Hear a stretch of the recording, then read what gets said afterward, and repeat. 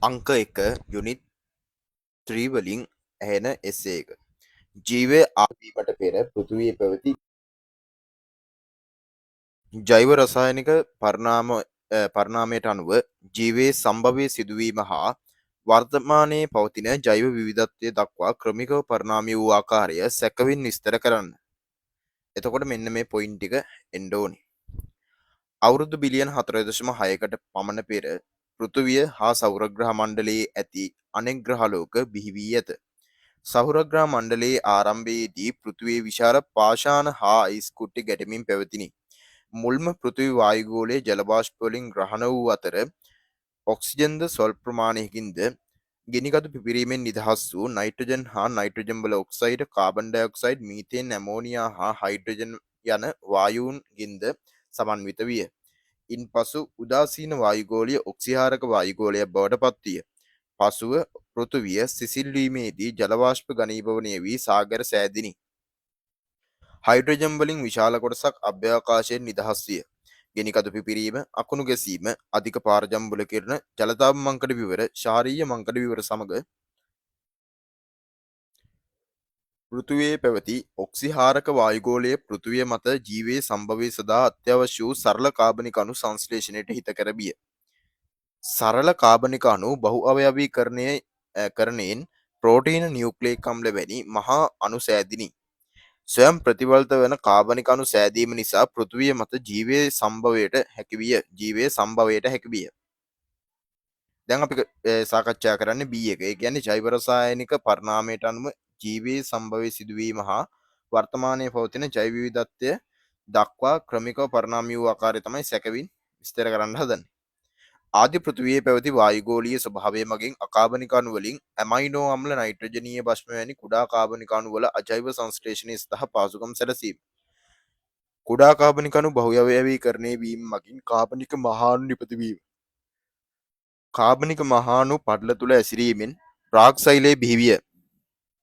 නියුක්ලේයික අම්ල ස්වයං ප්‍රතිවර්ත වීමේ හැකියාව අත්කර ගැනීම නිසා සෛලවලට ප්‍රවේණීගත වීමේ හැකියාව ලැබීම. ප්‍රාග්සෛලය බිහිවීම.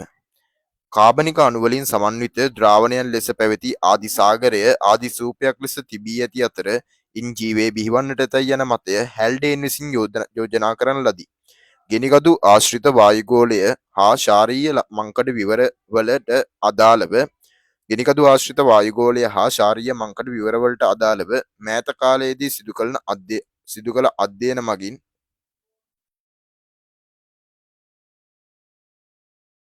කාබනික අණු අජෛව ලෙස සංශ්ලේෂණය විය හැකි බව පෙන්වා දී ඇත.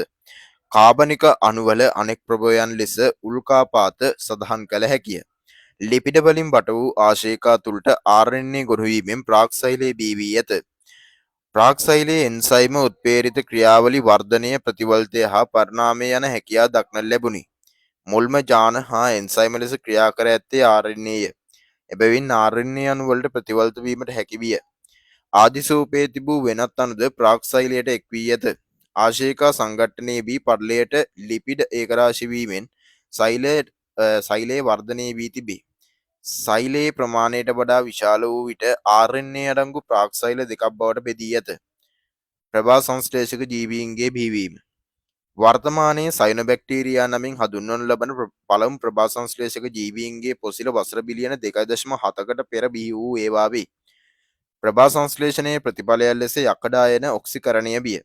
දිය වී ඇති සියලුම යකඩ මෙසේ අවක්ෂේප වූ පසු ජල පද්ධති ඔක්සිජන් වලින් සම්තෘප්ත වන තුරු අතිරේකව එකතු වන ඔක්සිජන් වායුව ජලයේ දියවිනි. ප්‍රභා සංශ්ලේෂක බැක්ටීරියා ගහනයන් ඉහළ යාම වායුගෝලීය ඔක්සිජන් ප්‍රමාණය ඉහළ යාමට දායක විය. එය හර්තලවයේ සම්භවය වේගවත් කර තිබේ. ප්‍රථම ශූන්‍යෂ්ටිකයන්ගේ බිහිවීම. ප්‍රථම ශූන්‍යෂ්ටික ඉයුකැරියෝටා පොසිල වසර බිලියන 1.8ක් පමණ පැරණි බව ඇස්තිමේන්තු කර ඇත. පසුකාලීනව බහුසෛලික ජීවීන් බවට පරිණාමය වූයේ මේ ඒකසෛලික ශූන්‍යෂ්ටිකයෝය. සරල ප්‍රාග්න්‍යෂ්ටික සෛලයකින් අරබා පුළුල් රූපීය විවිධත්වයක් ගොඩනැගීමට ඇති හැකියාවට වඩා වැඩි හැකියාවකින් පරිණාමය වීමට ව්‍යුහාත්මක ලෙස සංකීර්ණ ශූන්‍යෂ්ටික සෛලවලට තිබී ඇත. ප්‍රථම ශූන්‍යෂ්ටිකයන් බිහිවීමෙන් පසු විශාල පරාසයක ඒකසෛලික ජීවීන්ගේ පරිණාමය සිදුවිය. එයින් ඒකසෛලික ශූන්‍යෂ්ටිකයන්ගේ විවිධත්වයක් ඇති වී ඇල්ගී, ශාක, දිලීර හා සතුන් වැනි බහුසෛලික ආකාර පරිණාමය විය.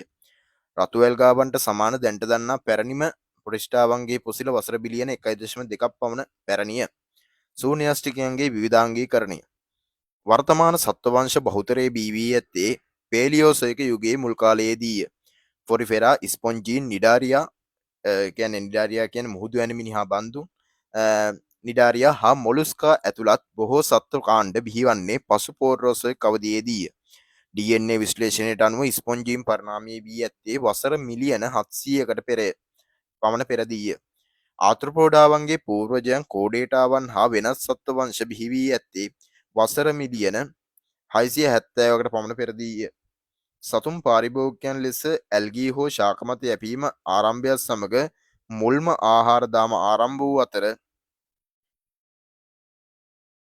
බොහෝ සත්ව කාණ්ඩ බිහිවීම ක්‍රියාකාරී ආහාර ජාලවල ආරම්භයේද විය. වසර මිලියන 500කට පමණ පෙර දිලීර ශාක සතුන් භෞමික ගණාවාසීකරණය ආරම්භී ඇත.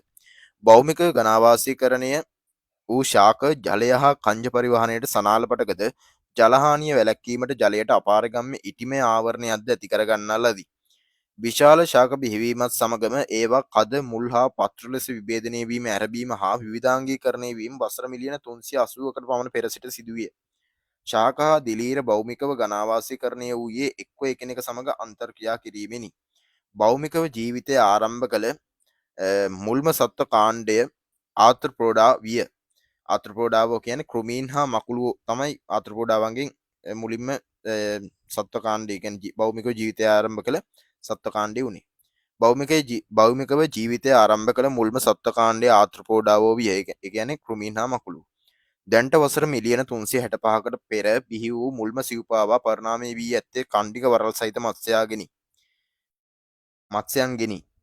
වෙනත් ප්‍රයිමේටාවන්ගෙන් වෙන් වී මානව පෙළපත ආරම්භ වූයේ වසර මිලියන 6.7කට 6 කියන්නේ වසර මිලියන 6.7කට පමණ පෙර සිටය. මානව විශේෂී සම්භවය වසර 1,95,000කට පෙර සිදුවිය. එහෙනම් අපේ යුනිට් 3 එකේ බයෝ එස්සේස් ට්‍රේනින් වැඩසටහනේ පළවෙනි පියවර මෙතනින් ඉවර වෙනවා. ඊළඟ එපිසෝඩ් එක අපි හමු වෙමු. සියලු දෙනාටම ස්තුතියි.